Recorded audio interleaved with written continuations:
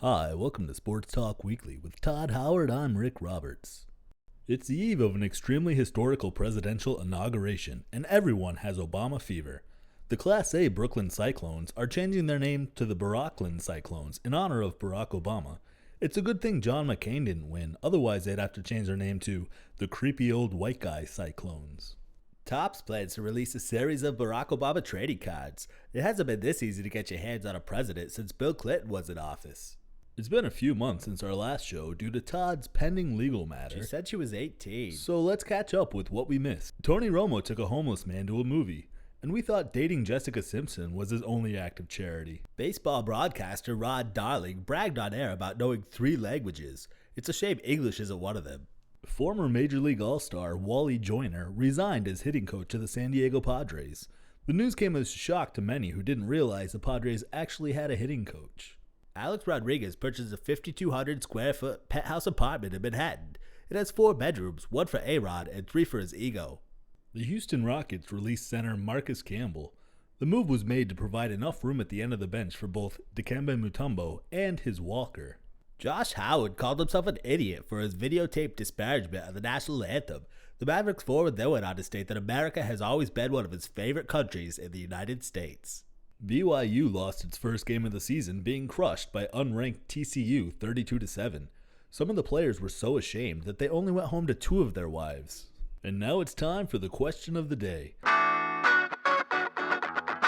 Eddy Curry reportedly burst an exercise ball while sitting on it. What do you expect? The last time he saw 90210 is when he looked at his scale. He's so fat he has his own area code. He had to be baptized at SeaWorld.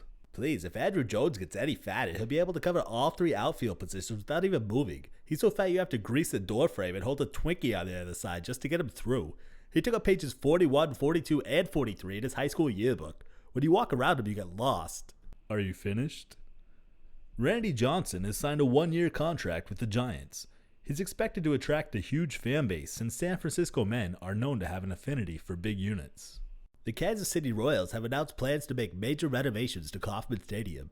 Both of their fans are thrilled.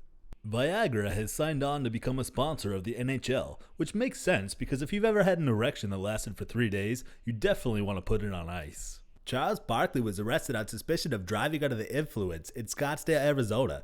Wow, well, we thought he only drank before going on TV.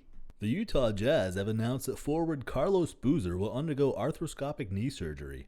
A Boozer hasn't made this many headlines since the last time John Daly passed out at Hooters. Speaking of John Daly, he's been suspended for 6 months by the PGA Tour. Maybe someone will finally tell him that A in PGA doesn't stand for alcohol.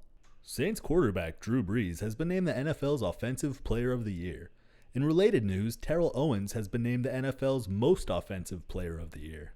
Jessica Simpson has been included in this year's Dallas Cowboys Family Cookbook. After all, who wouldn't want culinary advice from someone who can't tell the difference between tuna and chicken?